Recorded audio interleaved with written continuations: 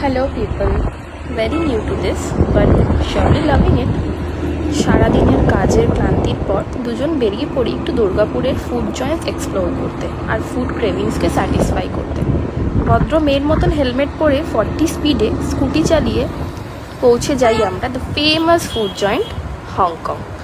এটা একদম বেনাচিটি স্টিল মার্কেটের সামনে। হংকং রেস্টুরেন্টে পট খেতে রেকমেন্ডেশন হংকং আমার রেকমেন্ডেশন সবসময় আর এই ভালোই পাপে হয়। পিঙ্কিও যুক্ত আছে এই যে পাপ খাবারের রিভিউগুলো ডিরেক্ট শুনে নিলাম। এইটা টু গুড দেখি